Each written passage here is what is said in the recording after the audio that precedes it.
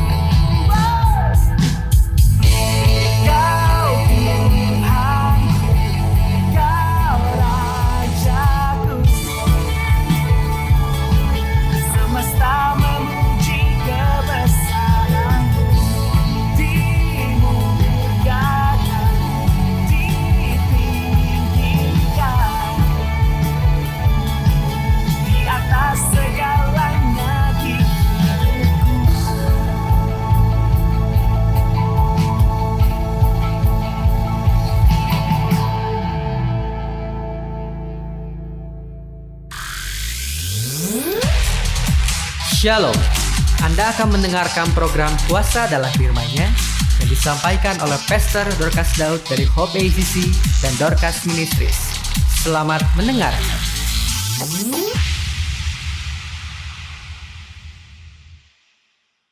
Shalom semua kekasih-kekasih Tuhan di mana saja berada. Saya percaya Anda dalam keadaan sukacita, selalu diberkati, selalu bersyukur setiap hari.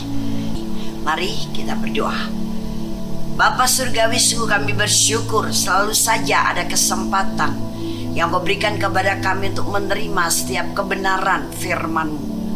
Kami siap menerimanya, urapan bekerja menolong kami untuk kami bisa mengerti, menangkap dan mencerna siap kebenaran firman ini, sehingga dari hari ke hari kami semakin diubahkan, kami semakin menyenangkan hati Tuhan.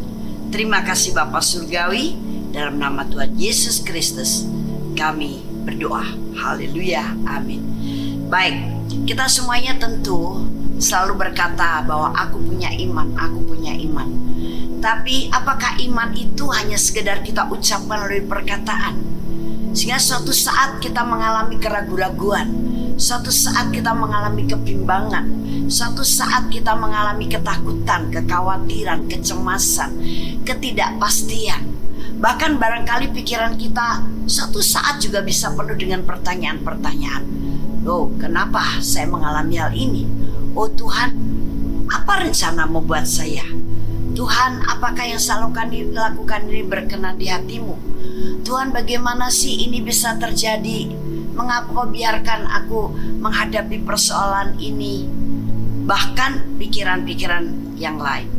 Nah, padahal iman itu adalah dasar daripada segala sesuatu yang kita percayai, sehingga kita tetap percaya walaupun belum melihat. Jadi iman itu adalah dasar dari segala sesuatu.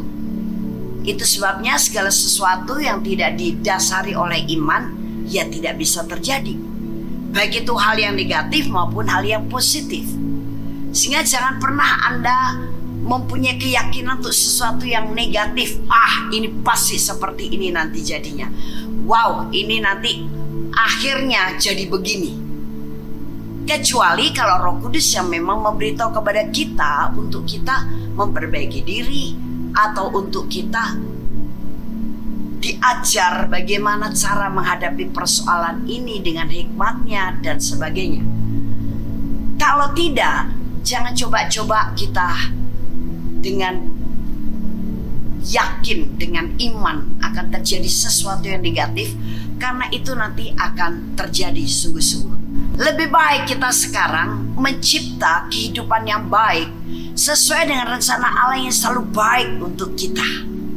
Nah, jadi iman kita itu harus menjadi dasar segala sesuatu. Itu sebabnya iman tidak boleh dikotori oleh kebimbangan, keraguan-raguan, kekhawatiran, dan ketidakpastian.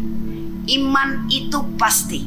Itu sebabnya kitab Yakobus berkata di dalam Yakobus pasal yang kedua ayat yang ke-17. Demikian juga halnya dengan iman.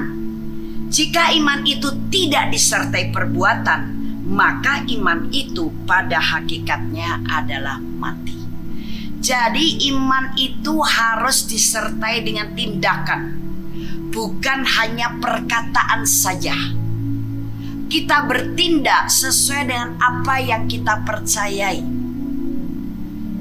Dan ayat yang ke-22-nya mengatakan seperti ini. Kamu lihat bahwa iman bekerja sama dengan perbuatan-perbuatan, dan oleh perbuatan-perbuatan itu iman menjadi sempurna. Jadi iman memang bukan hanya teori dan perkataan, tapi iman juga harus kita buktikan dengan perbuatan-perbuatan. Bahkan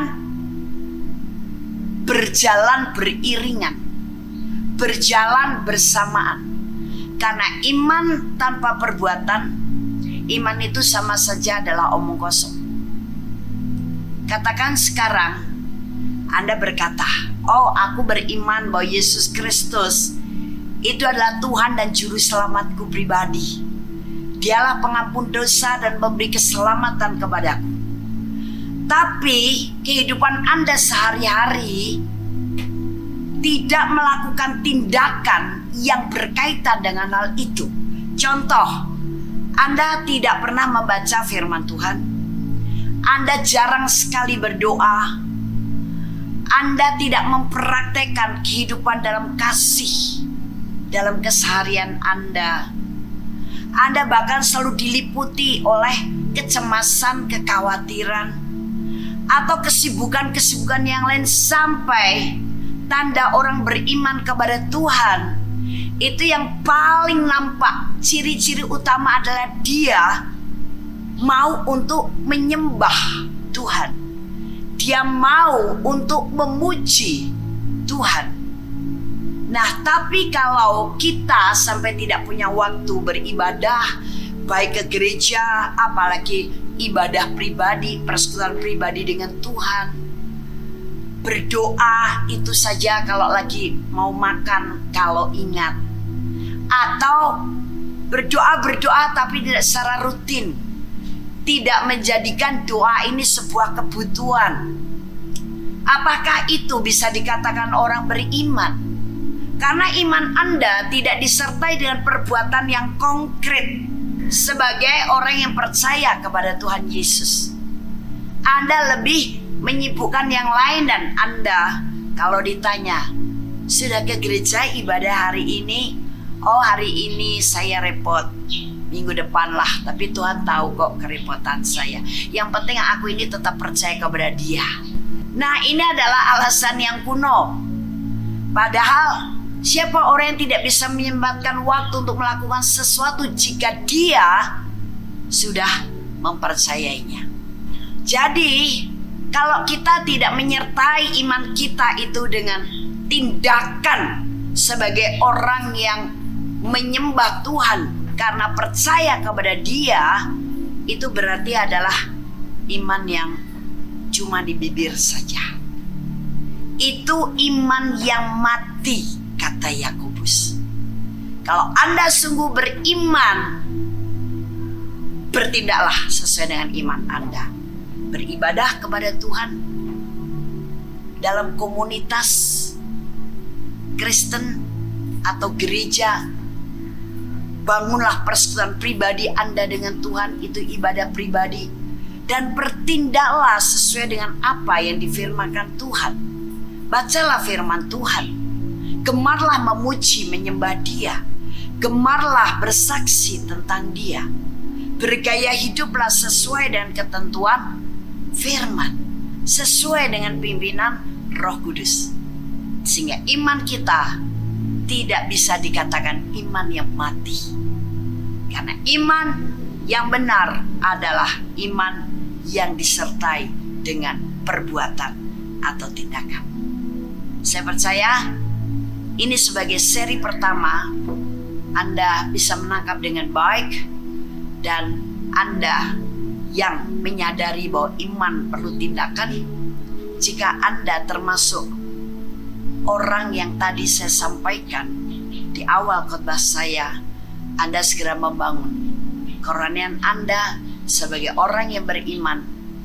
Ketika tidak pernah punya waktu atau tidak bisa ke gereja atau malas ke gereja, malas beribadah pribadi, tidak punya waktu makan firman atau baca firman dan sebagainya, marilah lakukan hari ini supaya Anda tidak bisa dikelompokkan dengan orang Kristen yang imannya mati, atau bisa dikatakan beriman hanya di bibir saja. Kejadian pasal 12 ayat yang pertama sampai dengan ayat yang keempat. Berfirmanlah Tuhan kepada Abram, pergilah dari negerimu dan dari sanak saudaramu dan dari rumah bapamu ini ke negeri yang akan kutunjukkan kepadamu. Aku akan membuat engkau menjadi bangsa yang besar dan memberkati engkau serta membuat namamu masyhur, dan engkau akan menjadi berkat.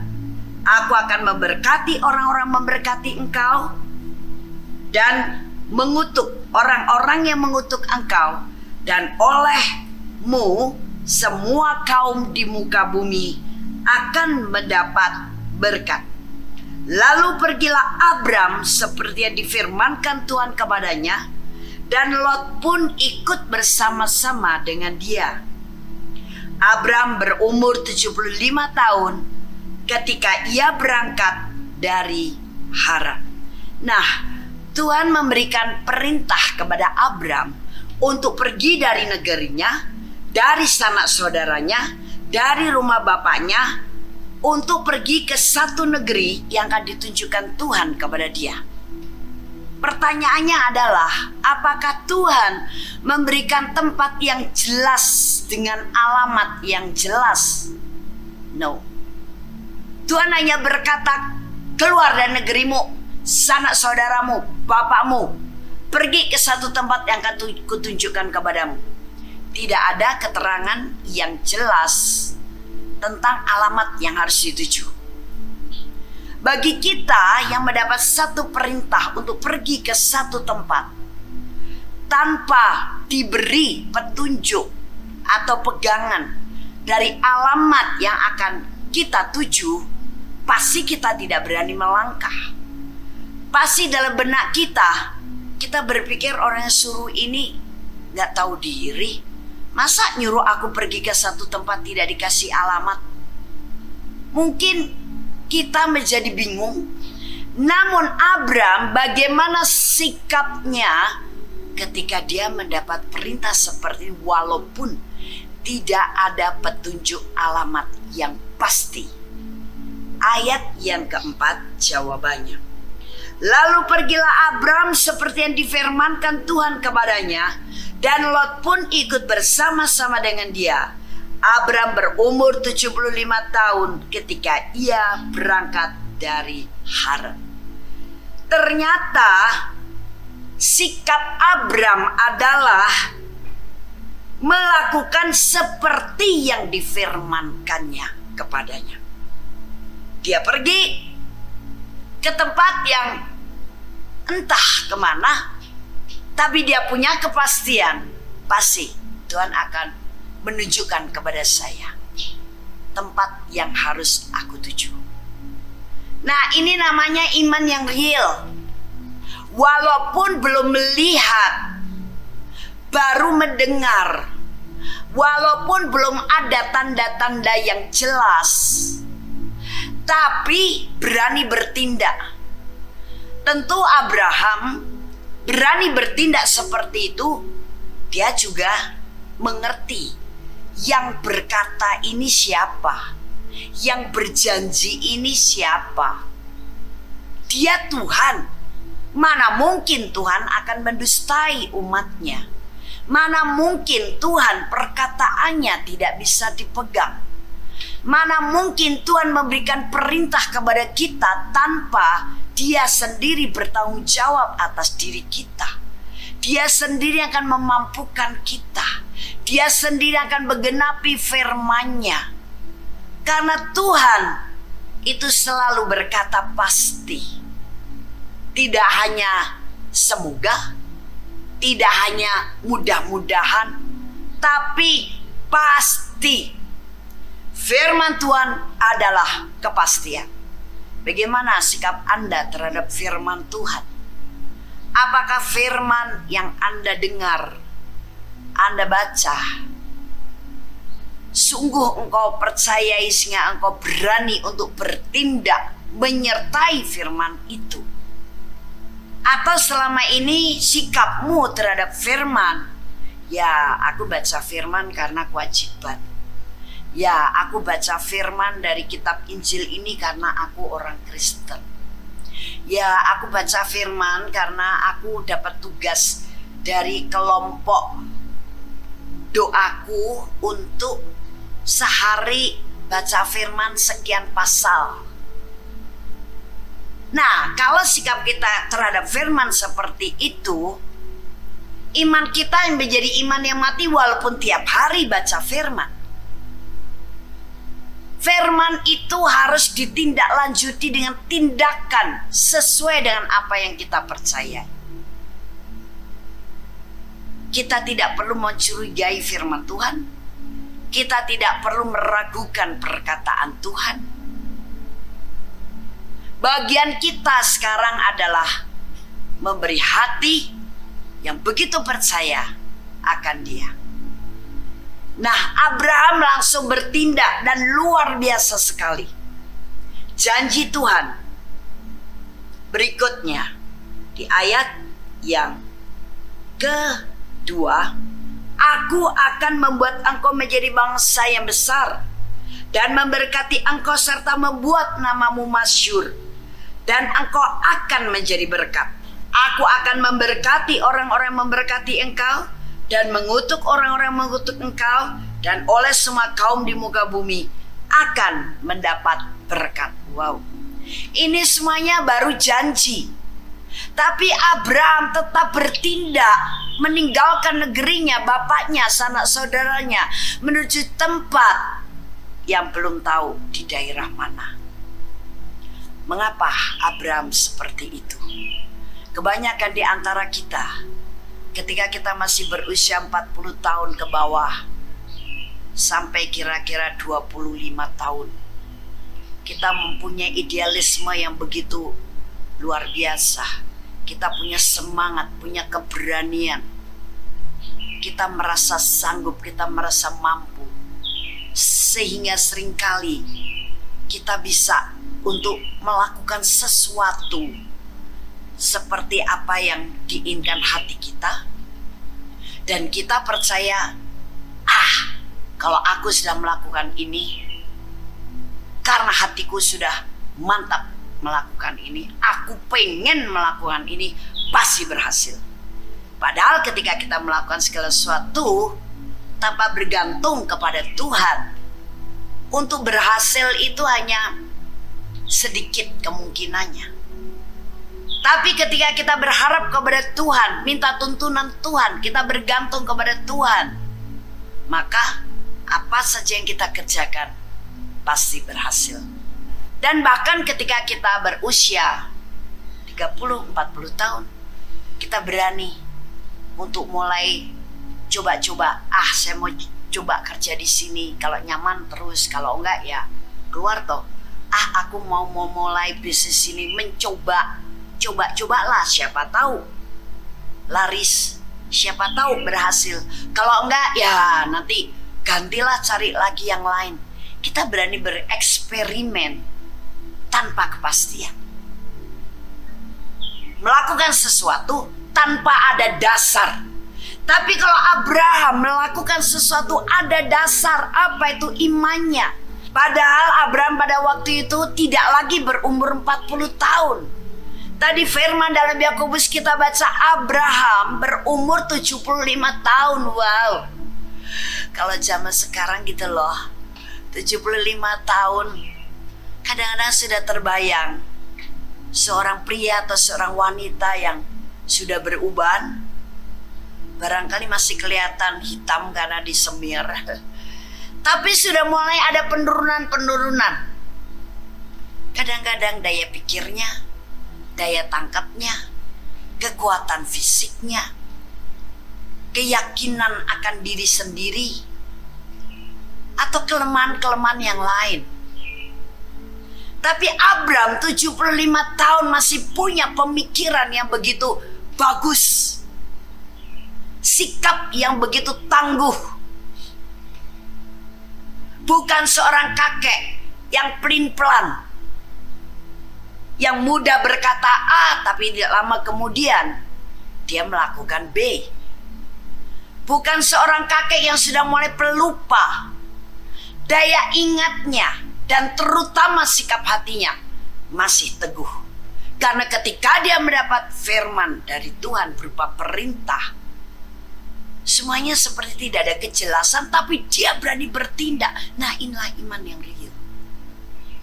Mengapa Abraham seperti itu? Karena Abraham nomor satu, sadar betul Tuhan atas hidupnya itu siapa.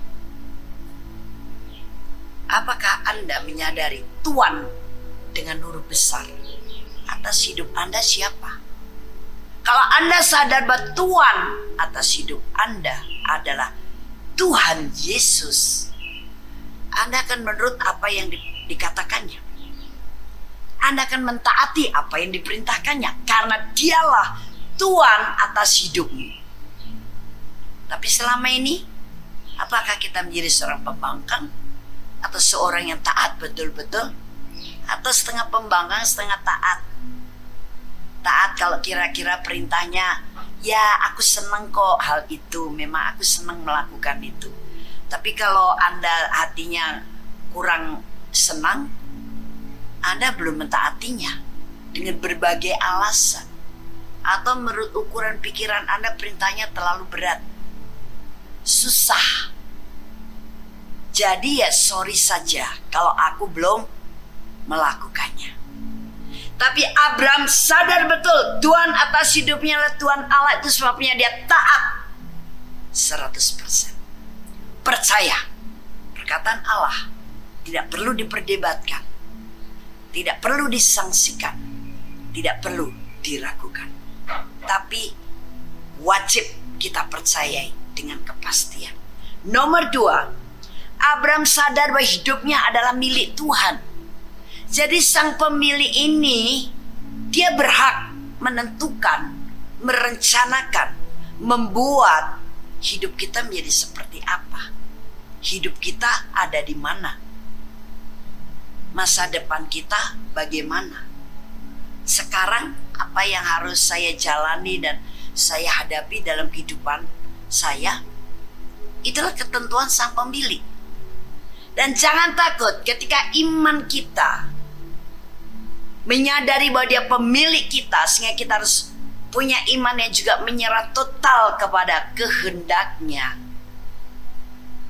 Anda berpikir bahwa wow, nanti kalau aku menyerah total, kemudian oleh Tuhan saya ditaruh di telapak tangan yang perkasa, kemudian saya remas-remas begini, wah hancurlah hidup saya. Sekali lagi, apa yang dari Allah atau apa yang dari atas itu selalu yang baik. Jadi jangan pernah takut. Dia saja menciptakan kita surga dan gambarnya. Mana mungkin ketika ciptaannya telah terjadi, telah ada, maka dia akan menghancurkannya kembali. Dia bukan menghancurkan hidup kita, tapi dia memurnikan kita, mengembalikan kita, menyempurnakan kita dengan tangan kasih-Nya. Nomor 3, Abraham sadar bahwa masa depan hidupnya di tangan Tuhan. Sadarkah Anda bahwa hidup Anda itu ditentukan oleh Tuhan? Hidup Anda diperhatikan oleh Tuhan. Hidup Anda sudah direncanakan oleh Tuhan dari hari ke hari. Kita mendapat contoh dari kehidupan Abraham. Bagaimana dia melakukan tindakan sesuai dengan apa yang difirmankan atau diperintahkan oleh Tuhan, walaupun dia belum tahu harus pergi ke arah mana. Nah, itu sebabnya Abraham dikatakan bapa beriman. Dan karena iman Abraham itu nyata, iman Abraham itu bukan hanya lip service berkata ya Tuhan aku percaya, namun kemudian dia tidak bertindak sesuai dengan apa yang dia percayai. Itu sebabnya berkat Tuhan untuk Abraham bahkan sampai kepada keturunan keberapa pun itu melimpah-limpah. Dan minggu lalu sudah kita baca juga dari kitab Yakobus, berkat-berkat yang Tuhan janjikan untuk diberikan kepada Abraham. Dan dari Galatia 3 ayat yang ke-7 dikatakan seperti ini. Jadi kamu lihat bahwa mereka yang hidup dari iman, mereka itulah anak-anak Abraham. Wow, haleluya.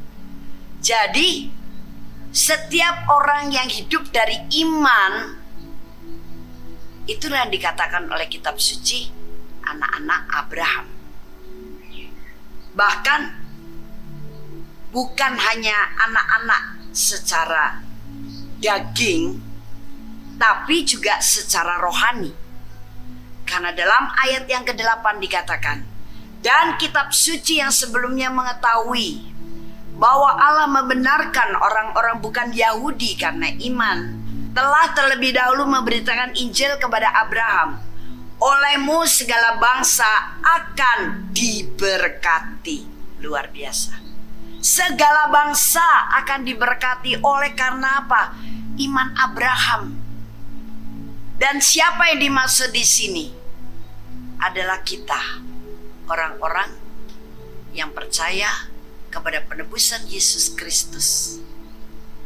Karena kita secara rohani itu keturunan daripada Abraham dari anak yang bernama Ishak. Ishak yang lahir dari istri perjanjian, yaitu Sarah. Nah, secara rohani menurunkan kita walaupun kita bukan orang Yahudi. Karena janjinya segala bangsa diberkati oleh karena imanmu. Segala bangsa yang diberkati oleh karena imannya kepada Yesus Kristus. Sebagai keturunan Ishak. Dan Ishak adalah keturunan Abraham dari istri perjanjian. Itu akan diberkati. Bukan hanya satu bidang saja, tapi dalam segala hal rohani, materi, jasmani. Itu sebabnya Yesus Kristus untuk menggenapi janji ini, dia mati di kayu salib. Mengalami dulu segala penderitaan akibat dosa dari umat manusia. Sehingga semuanya sudah ditanggung oleh dia, dibayar lunas. Dan kita sekarang menerima anugerah penebusannya.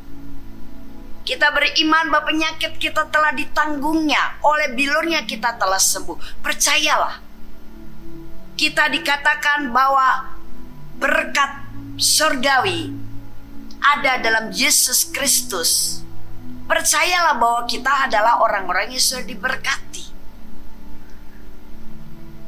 Kita dikatakan dalam firman adalah anak Allah yang diberi kuasa untuk menginjak ular dan kalajengking. Percayalah, kuasa itu sudah menyertai Anda. Mengapa mesti takut dengan setan?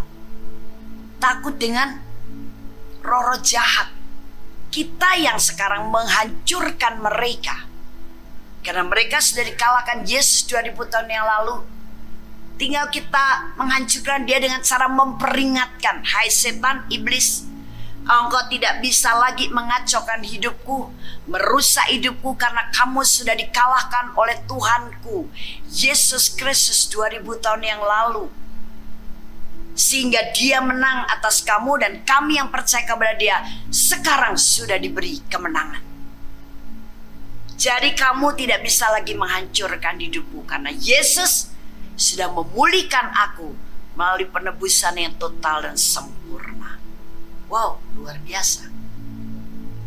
Kasih. Tidak perlu kita merasa kering hatinya karena kurang kasih, kurang perhatian, kurang ada orang yang mengasihi kita. Kasih Allah sudah dicurahkan dalam kita. Melalui apa? Melalui Yesus Kristus. Kehadirannya dalam hidup kita membawa damai, membawa sukacita, mengadakan pesta rohani setiap hari dalam hidup kita. Sehingga hidup kita sekarang hidup yang dipenuhi dengan suasana surgawi. Nah, ini berkat-berkat yang dijanjikan oleh Tuhan untuk terjadi dalam hidup kita sebagai anak-anak Abraham secara rohani. Bahkan masih banyak lagi berkat-berkat yang lain. Don't worry. Itu sebabnya bagaimana sekarang iman kita? Apakah kita mau ajak berjalan dengan cara kita bertindak atas iman kita? Atau kita akan punya iman yang biasa saja, stagnan? Sehingga setiap kali kita menjalani kehidupan ini seperti terlunta-lunta, berbeban berat, menderita, sengsara, menjadi korban daripada persoalan. Apakah kita mau hidup sebagai anak Allah, keturunan orang beriman seperti itu? Saya percaya Anda dan saya sama. Kita mau menikmati segala berkat Abraham di dalam Yesus Kristus, tapi aktifkan imanmu. Jangan diam saja. Iman jangan hanya disimpan di hati. Iman jangan hanya diperkatakan walaupun itu perlu. Tapi engkau perlu bertindak secara real, secara nyata. Apa yang kau percayai, maka apa yang kau percayai akan menjadi kenyataan.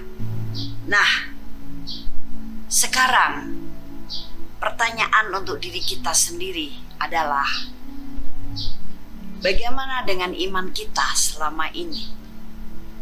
Apakah iman yang aktif sehingga iman kita itu kita sertai dengan tindakan yang nyata, yang konkret, dan pada akhirnya apa yang kita percaya itu terjadi dalam hidup kita? Atau kita takut atau ragu-ragu untuk memulainya, melakukan apa yang kita percayai dari firman Tuhan? Karena perlu kita ingat bahwa iman itu bukan sekedar dogma yang didukung argumen, filsafat yang sulit. Iman itu tidak sulit. Iman itu bukan sebuah teori saja. Iman itu tidak diperdebatkan. Iman itu tidak diragukan. Dan iman kepada sesuatu, apalagi sesuatu itu berdasarkan daripada Allah, kita tidak perlu untuk menyangsikannya. Kemudian, sebetulnya iman itu sederhana dan nyata. Yang bikin sulit, bikin tidak sederhana, menjadi sukar, menjadi menakutkan bagi kita untuk bertindak adalah kendali pikiran kita. Kendali pikiran kita terbiasa dilatih untuk menjalani kehidupan ini dengan apa? Dengan akal kita, dengan usaha kita, dengan doktrin-doktrin, dogma-dogma yang berasal dari teori dunia, filsafat dunia, yang kebanyakan semuanya itu adalah cenderung untuk mengandalkan manusia, mengandalkan diri sendiri. Nah, firman berkata ini terkutuk, artinya terkutuk, tidak akan pernah bisa berhasil dengan baik. Andalkan Tuhan. Barang siapa berharap kepada Tuhan, dia akan diberkati. Bahkan digambarkan akan seperti pohon yang tertanam di tepi aliran air, yang daunnya tetap hijau, akarnya merambat kemana-mana, dan menghasilkan buah pada waktu musimnya. Dan ini orang yang berharap kepada Tuhan. Jadi jangan persulit imanmu, sehingga imanmu tak pernah menjadi kenyataan dengan cara berpikir Anda sendiri. Kita harus mengganti cara berpikir kemustahilan dengan cara berpikir iman yang positif. Tidak ada yang mustahil bagi saya yang percaya kepada Dia. Nah, bertindaklah sesuai dengan apa yang kita percayai. Tuhan dan kuasa-Nya akan bekerja sesuai dengan apa yang dinyatakannya melalui firman-Nya. Bagian kita percaya, menerima dengan tulus hati, ikhlas, dan bertindak. Jadi iman itu begitu sederhana, begitu nyata. Artinya iman itu adalah real atau nyata adalah iman itu menghasilkan sesuatu yang kita percayai dengan pasti. Jadi iman yang seperti ini tidak perlu dikerjakan oleh cara berpikir yang begitu rumit, cara berpikir yang begitu sulit. Bahkan kita berusaha mencari trik-trik atau teknik-tekniknya. No, simple, sederhana, tapi akhirnya menjadi kenyataan. Pilih mana? Mau menjalani kehidupan dengan katanya beriman, tapi dengan otak yang rumit, sulit, dan berusaha merealisasikan sesuai dengan pemikiran Anda dan kekuatan Anda apa yang Anda percaya itu, atau kita hadapi dengan cara berpikir sederhana, percaya saja kepada firman, dan kemudian kita melakukan dengan ketaatan apa yang dikehendaki oleh Bapa Surgawi, yaitu apa? Firman Tuhan dan tuntunan Roh Kudus-Nya. Simple.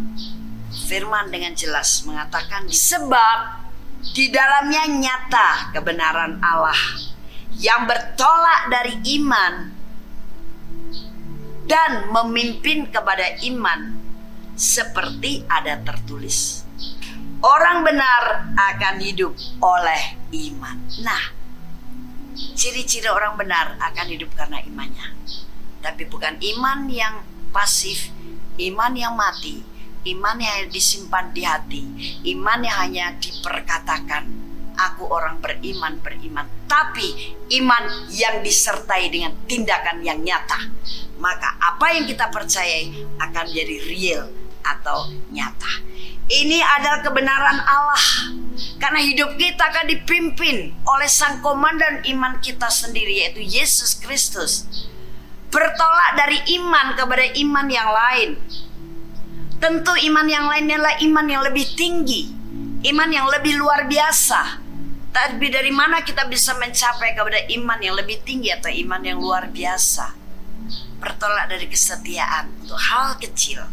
Mari kita latih, kita biasakan. Dengan iman, kita bertindak sesuai dengan apa yang kita percayai.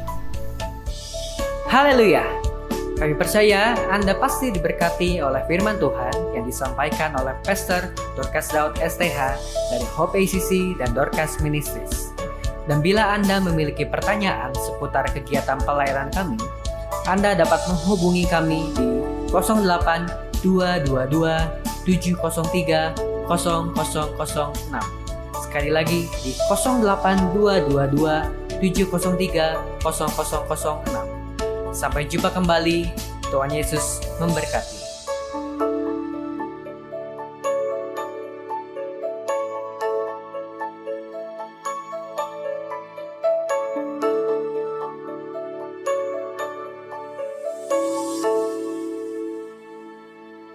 Kau membuat kami terus menjadi semakin murni dan semakin murni. Kau membuat iman kami terus semakin luar biasa, Tuhan. Haleluya, haleluya, haleluya. Oh,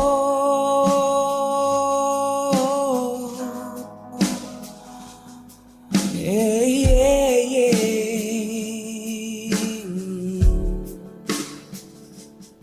Oh, Jesus, Jesus, Jesus, we worship you, Lord. Hallelujah. Oh, my faith will break down the world.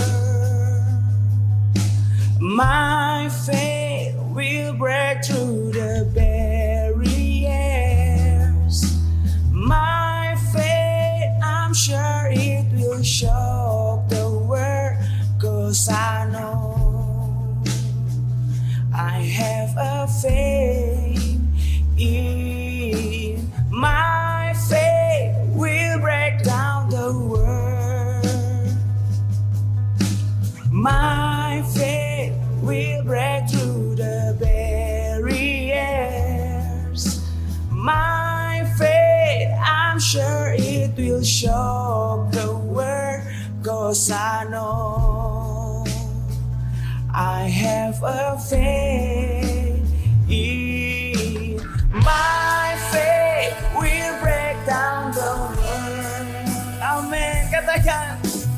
My faith will break through the barriers. My faith, I'm sure it will shock the world, 'cause I know I have a faith in you. Whoa, whoa, yeah. My faith will break down the world. My faith will break through the barriers. My faith, I'm sure it will shock the world, 'cause I know I have a faith in.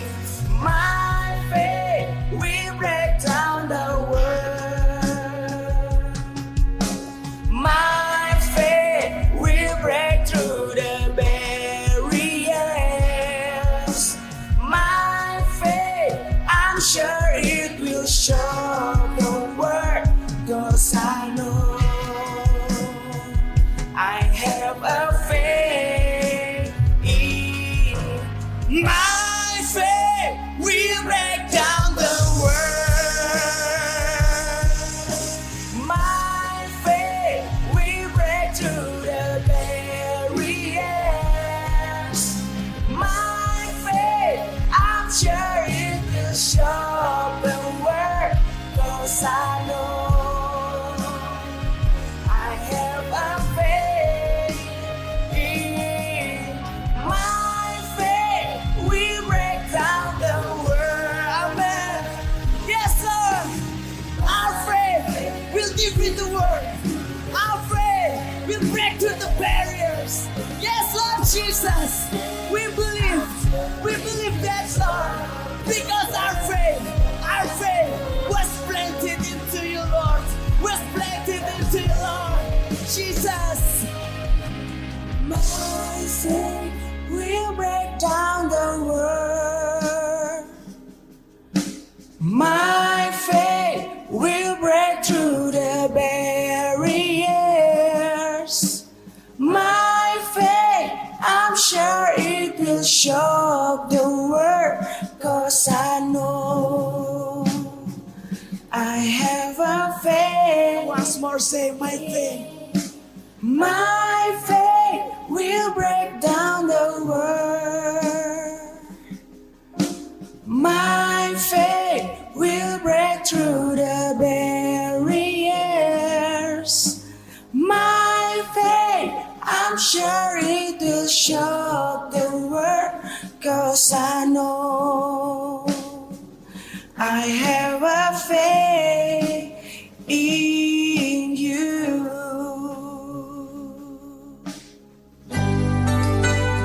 Demikianlah firman Tuhan yang berkuasa telah kita dengar bersama-sama. Dan kami percaya Anda sangat diberkati. Bagi yang membutuhkan pertumbuhan iman dan pelayanan lebih lanjut, Anda dapat menghubungi kami dan beribadah bersama dengan kami setiap hari Minggu di Gereja Hope ACC di ACC Center, Jalan Mekar Utama, nomor 31, lantai 3 Kompleks Mekarwangi, Bandung, pada jam 8.30. Ada kebaktian anak-anak pada jam yang sama. Ikuti juga Breakthrough Prayer setiap Jumat jam 18.30. Jika Anda membutuhkan dukungan doa, Anda dapat mengirimkan SMS ke nomor 0822 2703 0006. Tuhan memberkati.